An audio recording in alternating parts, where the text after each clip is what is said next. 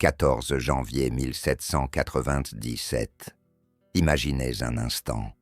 Vous êtes coincé sur un plateau glacé, au pied des Alpes. Il fait nuit noire. Le vent hurle. Vos hommes sont épuisés. Leurs uniformes sont en lambeaux, et ils n'ont presque plus de munitions. Et autour de vous, dans l'obscurité, vous voyez des milliers de feux de camps ennemis. Ce n'est pas une armée qui vous fait face, c'est un étau, c'est une sentence de mort. L'Empire d'Autriche, la plus grande puissance militaire de la vieille Europe, a décidé d'en finir. Le maréchal Alvinci a déployé 28 000 hommes pour vous écraser. Il est tellement sûr de sa victoire qu'il a divisé ses forces en 5 colonnes gigantesques, 5 mâchoires d'acier qui se referment sur vous simultanément. Selon toutes les lois de la guerre, selon tous les manuels militaires de l'époque, vous êtes déjà mort. La reddition n'est pas une option, c'est une logique mathématique. N'importe quel autre général aurait paniqué. N'importe quel autre commandant aurait sonné la retraite pour sauver sa peau. Mais l'homme qui se tient debout, au milieu de ce piège, le regard fixé sur les lignes ennemies, n'est pas n'importe qui. Il a 27 ans, il est maigre, fiévreux, et ses yeux brûlent d'une intensité terrifiante. Il s'appelle Napoléon Bonaparte. Et là où le monde entier voit une défaite inévitable, lui, il voit une opportunité divine. Ce que les Autrichiens ignorent, c'est qu'en divisant leurs forces pour encercler leur proie, ils viennent de commettre l'erreur fatale. Ils pensent avoir piégé une souris, mais ils viennent de s'enfermer dans la cage avec un lion. Dans les 24 heures qui vont suivre, l'histoire va basculer. Ce ne sera pas une simple bataille. Ce sera une démonstration de génie pur, une leçon de vitesse et de violence qui va humilier l'art de la guerre traditionnelle. Napoléon ne va pas seulement se défendre.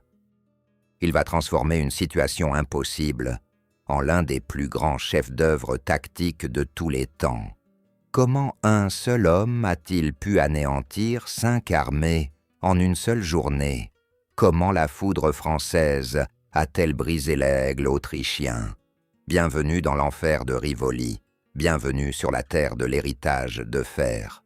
Voici comment la légende a été forgée. Pour comprendre la magnitude du miracle qui va se produire, il faut d'abord comprendre l'abîme au bord duquel la France se trouve en ce mois de janvier. La situation n'est pas seulement critique, elle est désespérée. Depuis des mois, l'armée d'Italie, cette troupe de va-nu-pieds sublimes, danse sur un volcan. Ils ont gagné à Lodi, ils ont gagné à Arcole, ils ont stupéfié le monde, mais ils sont à bout de souffle. Les soldats n'ont pas été payés depuis des semaines. Les uniformes sont usés jusqu'à la corde. Beaucoup marchent avec des chaussures percées dans la neige des Alpes.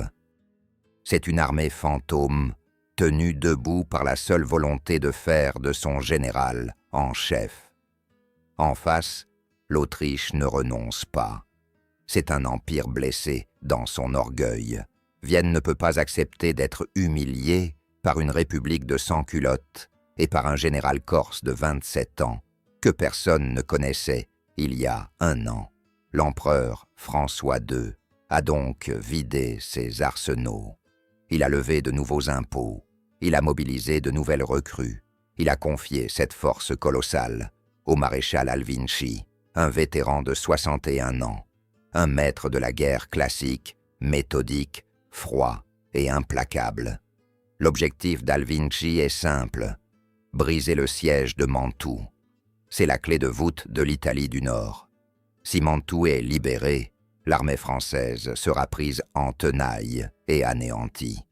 La route de la France sera grande ouverte pour une invasion autrichienne. La révolution elle-même pourrait s'effondrer. Alvinci a appris de ses défaites précédentes. Il sait que Napoléon est rapide. Il sait que le petit caporal frappe comme la foudre là où on ne l'attend pas. Alors, le vieux maréchal conçoit un plan qu'il croit infaillible. Un plan d'une complexité intellectuelle satisfaisante pour un esprit de l'ancien régime. Il ne va pas chercher le choc frontal brutal, non. Il va tisser une toile d'araignée. Il divise son armée de 48 000 hommes pour saturer le terrain. Il lance des attaques de diversion partout sur la ligne de front pour aveugler Napoléon. Il veut le forcer à disperser ses maigres troupes, à courir d'un point à l'autre jusqu'à l'épuisement. Mais le véritable coup de marteau, le coup mortel, doit frapper à Rivoli. Le terrain de Rivoli est un cauchemar géographique pour qui doit le défendre. Imaginez un plateau triangulaire surplombant la vallée du fleuve Adige. C'est un amphithéâtre naturel, bordé par des montagnes abruptes, le Monte Baldo, et des gorges profondes. C'est un cul-de-sac. Si vous êtes coincé là-haut, avec une armée supérieure qui descend des montagnes et une autre qui remonte la vallée, vous n'avez nulle part où fuir. C'est exactement ce que compte faire Alvin Xi. Il lance non pas une, non pas deux, mais 6 colonnes d'attaques convergentes vers ce point précis. La colonne du général Lusignan, forte de 4500 hommes, a l'ordre de faire un large contournement par l'ouest. Sa mission est terrifiante de simplicité.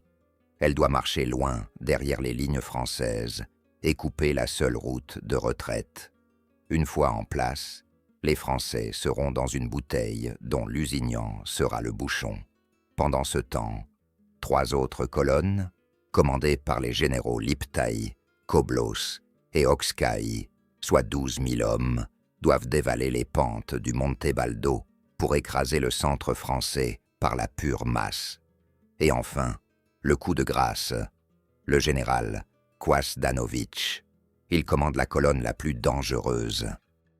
Il doit remonter la vallée de l'Adige par le bas, en longeant la rivière, et prendre d'assaut le plateau par le sud-est. Pourquoi est-ce si dangereux? Parce qu'il transporte avec lui l'artillerie lourde et la cavalerie autrichienne, qui ne peuvent pas passer par les sentiers de montagne. C'est un plan magnifique sur le papier. C'est une manœuvre d'encerclement total, une symphonie militaire. Si chaque colonne arrive à l'heure prévue, l'armée de Napoléon cessera d'exister avant le coucher du soleil du 14 janvier. Le 13 janvier, à 10 heures du matin, le général Joubert, qui commande l'avant-garde française sur le plateau de Rivoli, voit l'enfer se déchaîner. Les patrouilles autrichiennes surgissent de partout. Les escarmouches éclatent sur les crêtes. Joubert est un brave, un futur grand, mais il sait compter. Il voit les masses blanches des uniformes autrichiens couvrir les montagnes comme une avalanche. Il comprend qu'il a en face de lui le corps principal de l'ennemi. Il envoie message sur message à Napoléon, qui est encore à Vérone. Ses rapports suintent l'angoisse. « Je suis attaqué sur tous les fronts. Ils sont trop nombreux.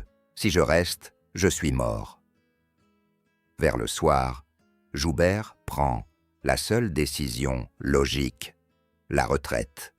Il commence à ordonner à ses hommes de replier le matériel. Il s'apprête à abandonner le plateau de Rivoli pour sauver ce qui peut l'être. Si Joubert recule, la position clé est perdue. Alvin Xi pourra déboucher tranquillement son artillerie sur le plateau. La guerre sera finie. C'est à ce moment précis, au milieu de la nuit, que l'histoire bifurque. Napoléon reçoit les rapports de Joubert. Il est à des kilomètres de là. La plupart des généraux auraient hésité. Est-ce vraiment l'attaque principale? N'est-ce pas une feinte? Mais Napoléon possède ce que l'on appelle le coup d'œil, une intuition presque surnaturelle. En lisant les rapports, en regardant sa carte, il comprend tout, instantanément. Il voit le piège d'Alvin Xi. Mais là où Joubert voit la mort, Napoléon voit la faille. Il ne dort pas. Il monte à cheval. Il ordonne à toutes les troupes disponibles de converger vers Rivoli à marche forcée. C'est une course contre la montre, une course contre le destin. Il arrive sur le plateau de Rivoli à 2 heures du matin.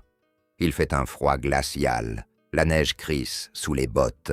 La première chose qu'il fait, c'est d'annuler l'ordre de retraite de Joubert. On ne recule pas, on se bat ici.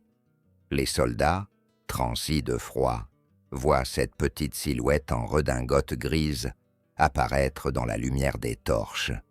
Un murmure parcourt les rangs. C'est lui. Le petit caporal est là. Juste sa présence change l'atmosphère. La peur laisse place à une détermination farouche. Mais Napoléon ne se contente pas de galvaniser les troupes. Il observe. Dans l'obscurité, il regarde les montagnes environnantes. Elles scintillent de milliers de feux de camp. Ce sont les bivouacs autrichiens. C'est un spectacle magnifique et terrifiant. 40 000 hommes dorment là-haut, prêts à fondre sur lui à l'aube. Cependant, en observant ces feux, Napoléon réalise l'erreur capitale de son adversaire, l'erreur qui va lui coûter son empire. Les feux sont trop espacés. Les colonnes autrichiennes sont séparées par des crêtes infranchissables, par des ravins profonds. Elles ne peuvent pas communiquer entre elles. Elles ne peuvent pas s'entraider. Alvinczi a découpé son armée en morceaux pour encercler Napoléon, mais ce faisant, il a isolé ses propres forces. Napoléon comprend alors la géométrie de la bataille à venir. Il est au centre. Il tient les lignes intérieures. Il peut déplacer ses troupes d'un bout à l'autre du plateau en quelques minutes, alors que les Autrichiens devront faire des kilomètres de marche en montagne pour déplacer des renforts d'une colonne à l'autre. Le plan de Napoléon se cristallise en une seconde. Il ne va pas subir l'encerclement.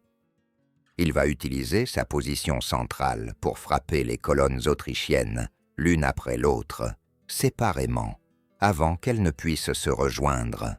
Il va transformer leur supériorité numérique en faiblesse. Mais pour que ce plan audacieux fonctionne, il a besoin d'hommes, et vite. Il se tourne vers son chef d'état-major, Berthier. Il faut que la division de Masséna arrive. Masséna est loin, près du lac de Garde. L'ordre part dans la nuit. Partez immédiatement. Marchez jusqu'à ce que vos jambes lâchent. Le sort de l'Italie est entre vos mains. C'est un pari fou. Masséna doit parcourir des dizaines de kilomètres de nuit, en hiver, sur des routes difficiles, et arriver prêt à se battre immédiatement contre une armée fraîche. C'est physiquement impossible pour n'importe quelle autre armée au monde. Mais ce sont les soldats de l'an 2, ce sont les soldats de la liberté. Ils marchent 2 fois plus vite que les soldats des rois. Pendant que les messagers galopent dans la nuit, Napoléon réorganise la défense.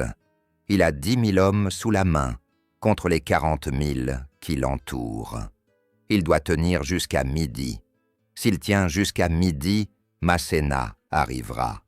S'il cède avant, c'est la fin. Le général Joubert reprend confiance. Il voit son chef déplacer quelques canons, quelques bataillons, avec une précision chirurgicale. Napoléon place ses pièces sur l'échiquier pour maximiser chaque mousquet, chaque sabre. Il occupe la chapelle San Marco, un point haut stratégique qui domine le débouché de la vallée. Il sait que c'est là que la colonne de Kvazdanovic, celle avec les canons autrichiens, va essayer de sortir. Il faut boucher ce trou à tout prix. La nuit s'étire, lourde de menaces. Les feux autrichiens brûlent toujours sur les hauteurs, indifférents, arrogants. Ils attendent le soleil pour descendre et nettoyer le plateau. Ils pensent que les Français dorment, terrifiés. Ils pensent que la bataille est gagnée d'avance. Ils ne savent pas que dans l'ombre, en bas, le prédateur n'est pas celui qu'ils croient. Ils ne savent pas que chaque minute qui passe rapproche les renforts français. Ils ne savent pas qu'ils ont laissé le temps au plus grand esprit militaire de l'histoire d'analyser leurs faiblesses. À 4 heures du matin, le ciel commence à pâlir à l'est. Le silence avant le carnage. Napoléon range sa longue vue. Il se tourne vers Joubert et prononce ces mots qui resteront gravés dans la légende. Ils sont à nous. L'aube du 14 janvier se lève, rouge comme le sang, qui va bientôt inonder le plateau. Les tambours autrichiens commencent à battre dans les montagnes. Le piège se déclenche. La première colonne autrichienne s'élance à l'assaut. La bataille de Rivoli commence. Et ce ne sera pas une bataille, ce sera une exécution. Le choc est d'une violence inouïe. Dès les premières lueurs, les colonnes autrichiennes déferlent des hauteurs du Monte Baldo comme un torrent de boue et d'acier. Elles hurlent, sûres de leur force, persuadées d'écraser la mince ligne bleue qui leur barre la route. Les soldats de Joubert, inférieurs en nombre de 1 contre 3 sur ce secteur, encaissent le coup avec la rage du désespoir. Les fusillades crépitent sans discontinuer, un fracas assourdissant qui résonne contre les parois rocheuses. La fumée de la poudre noire envahit rapidement le plateau, créant un brouillard artificiel et suffocant où l'on tue presque à bout portant. Les baïonnettes s'entrechoquent, les hommes tombent, la neige se teinte de rouge vif. Pendant un moment, la ligne française vacille. Sous le poids écrasant des masses autrichiennes, le centre commence à plier. Les soldats de la 85e demi-brigade, épuisés, submergés, amorcent un mouvement de recul. C'est le point de rupture. Si le centre craque maintenant, l'armée est coupée en deux, et c'est le massacre assuré. La panique, ce virus mortel des champs de bataille, commence à se répandre. Quelques hommes jettent leurs armes, regardent en arrière. Mais Napoléon est partout. Il voit le danger instantanément. Il ne reste pas sur une colline lointaine à observer avec une longue vue. Non, il se jette dans la mêlée. Son cheval glisse sur le verglas, se cabre au milieu des explosions. Il galope vers les fuyards. Son regard les foudroie plus sûrement qu'une balle ennemie. Il ne hurle pas, il commande. Sa présence seule agit comme un électrochoc. Les soldats s'arrêtent, honteux, puis se retournent. On ne fuit pas quand l'empereur, pas encore empereur, mais déjà dieu de la guerre, vous regarde. Il ordonne à Joubert de tenir, coûte que coûte. Il envoie sa propre garde, sa maigre réserve, pour colmater la brèche. Chaque homme compte. C'est du bricolage héroïque, c'est tenir un barrage qui cède avec ses propres mains. Mais le pire est à venir. Sur le flanc droit, dans la vallée en contrebas, la menace principale se précise. La colonne de Kwasdanowicz, celle qui transporte l'artillerie et la cavalerie autrichienne, a réussi à forcer le passage le long de l'Adige. Ils montent à l'assaut du plateau, par la rampe abrupte d'Osteria. Si ces canons atteignent le sommet et se déploient sur le plateau, ils pulvériseront les Français à bout portant. Il n'y aura aucun abri. C'est une course mortelle vers le sommet. Les têtes de colonnes autrichiennes apparaissent déjà sur la crête. Ils chantent victoire. Ils voient le flanc français exposé, vulnérable.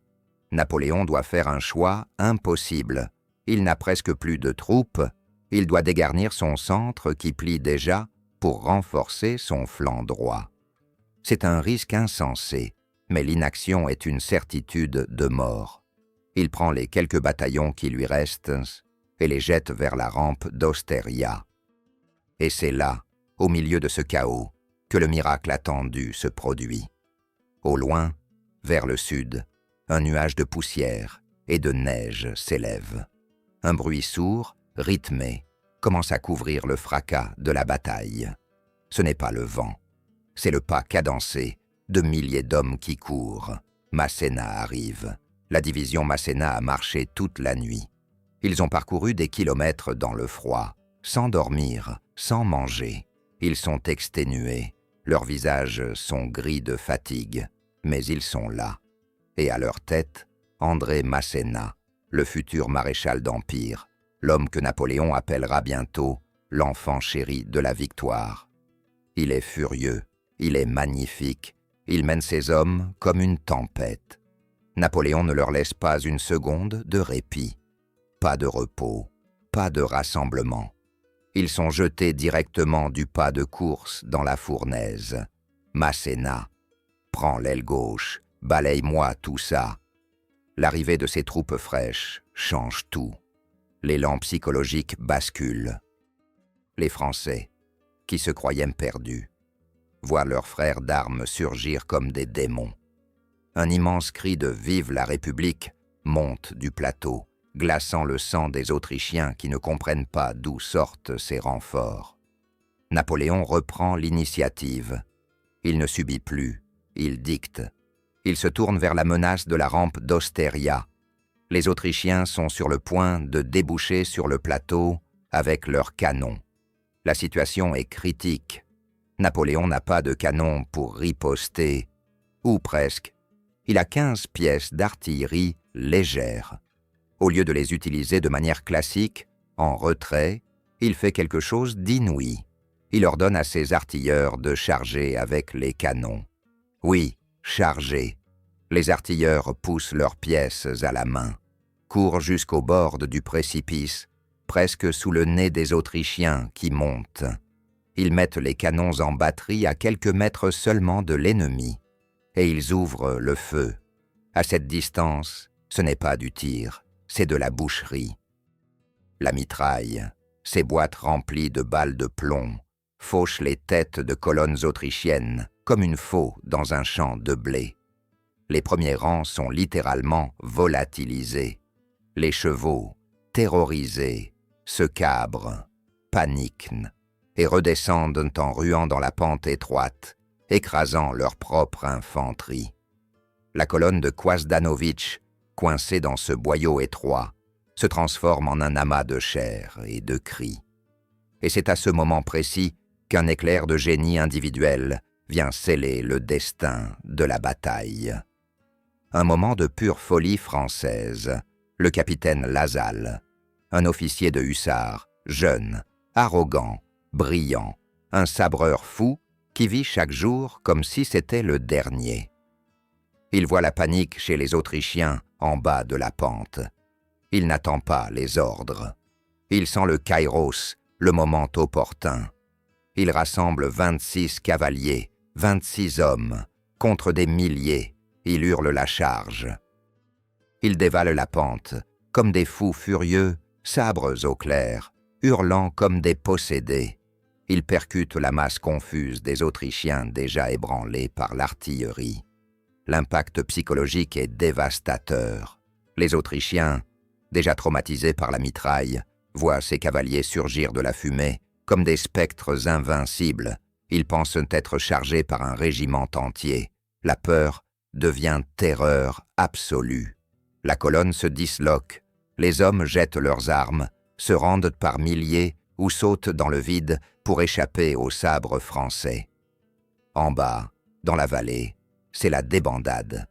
Kwasdanovic est brisé. La menace de l'artillerie autrichienne a disparu. Mais la bataille n'est pas finie. Napoléon a paré le coup mortel sur sa droite. Il a stabilisé son centre grâce à Masséna. Mais il reste une menace, la plus vicieuse. Souvenez-vous du général Lusignan, la colonne qui devait faire le grand contournement. Pendant que Napoléon se battait pour sa vie sur le plateau, Lusignan a complété sa marche. Il surgit soudainement sur les arrières des Français. Il coupe la route de Vérone. Il bloque la retraite.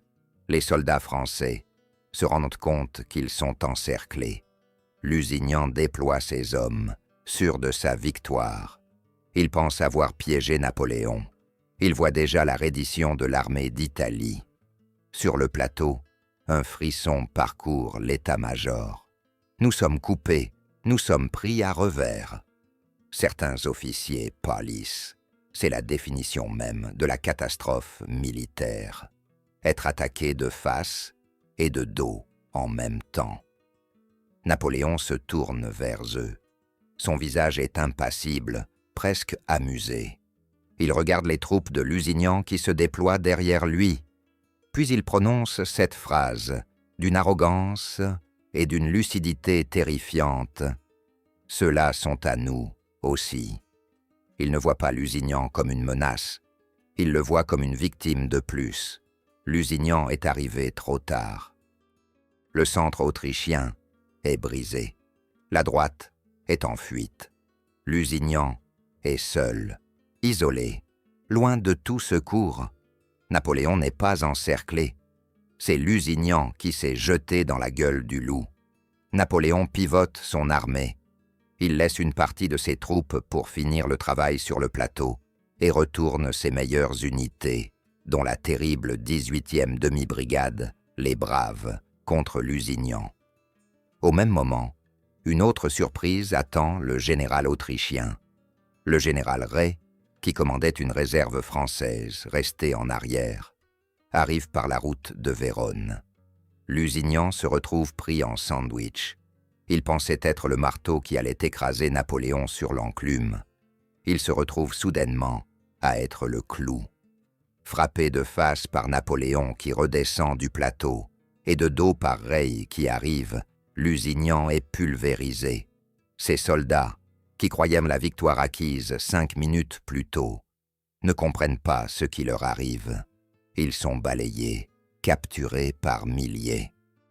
Lusignan lui-même échappe de justesse à la capture, en fuyant et à travers champs comme un voleur. Le plan magistral d'Alvinczi, cette toile d'araignée complexe aux 5 colonnes, vient d'exploser en 1000 morceaux. Napoléon n'a pas seulement vaincu 5 armées, il les a utilisées les unes contre les autres. Il a utilisé le temps, le terrain et la psychologie pour transformer une supériorité numérique écrasante en un désastre total pour l'ennemi. Sur le plateau de Rivoli, le soleil commence à décliner. Le vacarme des canons s'est tu, remplacé par les gémissements des blessés et les cris de victoire des soldats français. Le champ de bataille est un spectacle d'apocalypse. Des milliers de corps jonchent la neige. Les débris de l'armée impériale autrichienne sont éparpillés partout. Napoléon, toujours à cheval, parcourt les lignes. Il est couvert de boue, ses traits sont tirés, mais ses yeux brillent d'une lueur nouvelle. Il sait ce qu'il vient d'accomplir. Il vient de prouver à l'Europe entière que la vieille manière de faire la guerre est morte, qu'une nouvelle ère vient de commencer. Ce soir-là, dans le bivouac, au milieu de l'euphorie, un jeune officier du nom de Lasalle, celui-là même qui a chargé avec 26 hommes, se présente devant Napoléon. Il est épuisé, son uniforme est déchiré, mais il tient à la main une pile de drapeaux autrichiens capturés. Il les jette aux pieds de son général. Napoléon le regarde, sourit et pointe du doigt le tas de drapeaux. « Couche-toi dessus, Lasalle, tu l'as bien mérité. » L'image est belle, elle est romantique, mais la réalité chiffrée est encore plus effrayante. Le bilan de Rivoli défie l'entendement. En quelques jours de combat, si l'on compte les poursuites qui vont suivre immédiatement, l'Autriche perd plus de 40 000 hommes. 14 000 sont tués ou blessés. Plus de 20 000 sont faits prisonniers. C'est une saignée. Une armée entière a été rayée de la carte côté français. Les pertes sont minimes en comparaison. Quelques milliers d'hommes. Le ratio est absurde. C'est du 1 pour 10. Alvinczi, le vieux maréchal, est brisé. Il fuit vers le nord, abandonnant tout espoir de sauver Mantoue. La forteresse de Mantoue, ce verrou qu'il avait juré de faire sauter, capitulera quelques semaines plus tard, ses défenseurs mourant de faim, ayant perdu tout espoir en apprenant le désastre de Rivoli. Avec la chute de Mantoue, c'est toute l'Italie du Nord qui tombe définitivement dans l'escarcelle de la France. La route de Vienne la capitale des Habsbourg, est désormais ouverte. L'empereur d'Autriche n'a plus d'armée pour barrer la route à ce démon corse.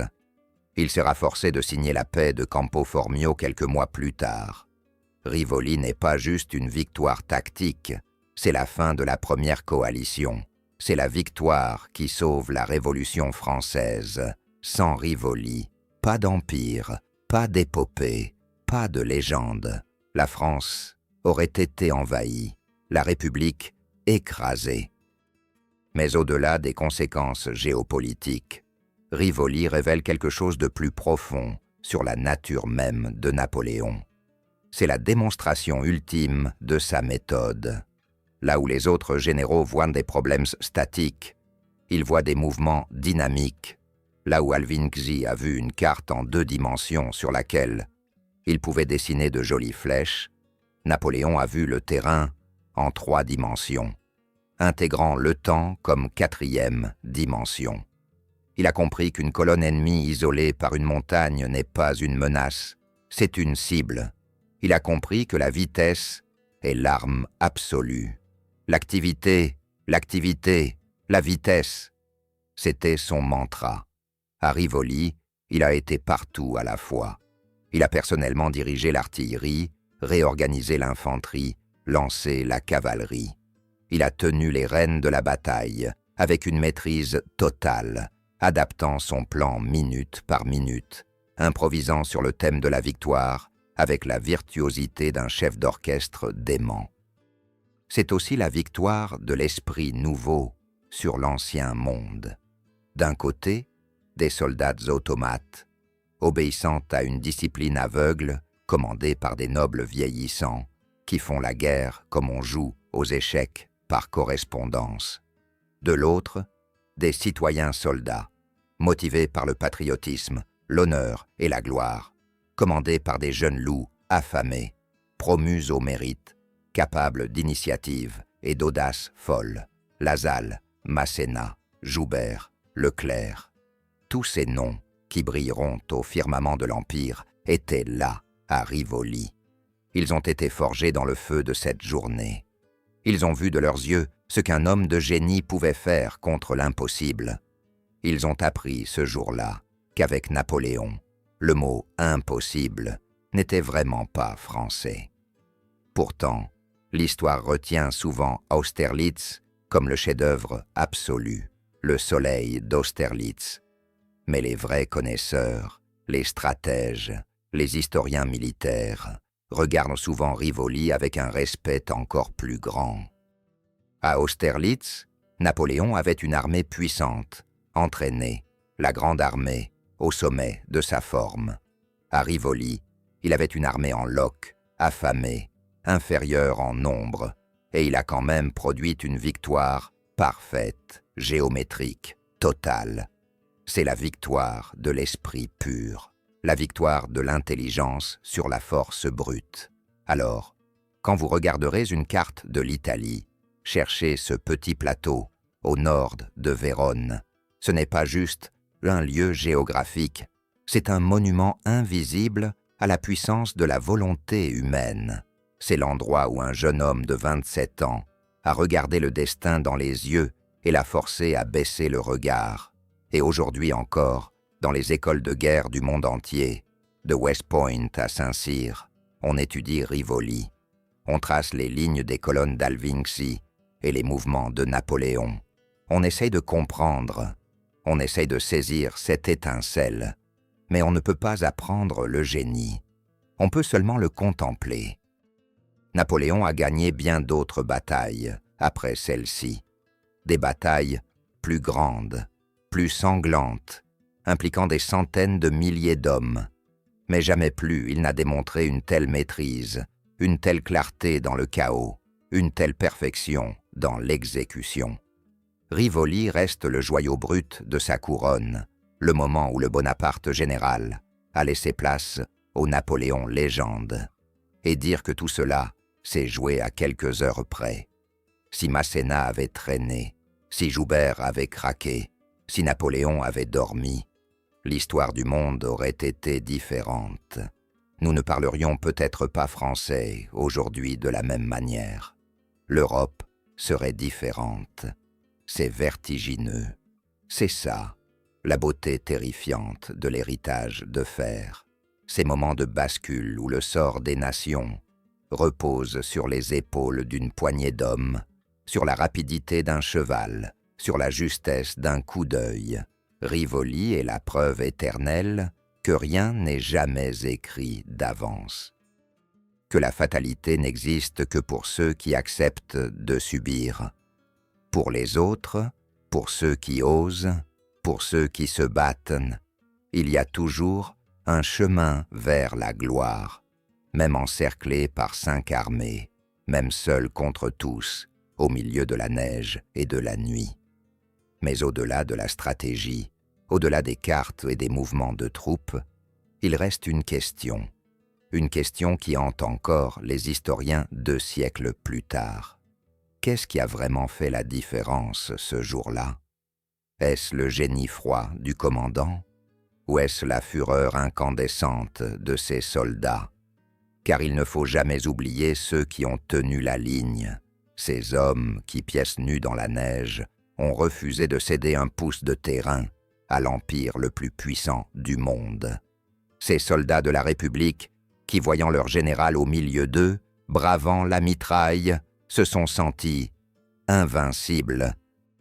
C'est cette alchimie unique, cette fusion entre un chef visionnaire et une armée prête au sacrifice ultime qui a rendu Rivoli possible. Napoléon était la tête, mais ils étaient le bras armé, le muscle, le sang. Sans leur courage suicidaire, le plan le plus brillant ne serait resté qu'un rêve de papier. Rivoli, c'est le triomphe de la volonté française. C'est la preuve éclatante que lorsque la France est unie derrière un but commun, guidée par l'audace et l'intelligence, aucune force sur terre, aussi nombreuse soit-elle, ne peut l'arrêter. C'est une leçon pour l'histoire, une leçon pour nous tous. Alors, la prochaine fois que l'on vous dira que quelque chose est impossible, que les obstacles sont trop nombreux, que l'ennemi est trop fort, souvenez-vous du plateau de Rivoli, souvenez-vous de ce matin glacial de janvier 1797. Souvenez-vous qu'avec de l'audace, de la vitesse et un cœur d'acier, on peut briser n'importe quel encerclement. On peut vaincre 5 armées. On peut devenir une légende. C'est cela, le véritable héritage que nous portons. Un héritage de fer, forgé dans le feu et le sang, qui continue de résonner à travers les âges. L'aigle a pris son envol ce jour-là, et son ombre plane encore sur l'Europe. De la charge folle de Lasalle au canon, poussée à bras d'homme face à l'abîme, Rivoli restera à jamais le symbole de ce que le génie français peut accomplir lorsqu'il est dos au mur. Une victoire totale, absolue, éternelle. Si cette plongée dans la fureur de nos plus grandes heures a réveillé en vous cette fierté ancienne, si vous avez senti l'odeur de la poudre et le frisson de la charge, alors rejoignez nos rangs. Abonnez-vous à l'héritage de fer. Ne laissez pas l'histoire s'éteindre. Et maintenant, dites-nous, entre la marche surhumaine de Masséna et la charge suicidaire de Lasalle, quel acte de bravoure incarne le mieux pour vous l'esprit de Rivoli? Le débat est ouvert dans les commentaires. Nous lirons tout à la prochaine bataille.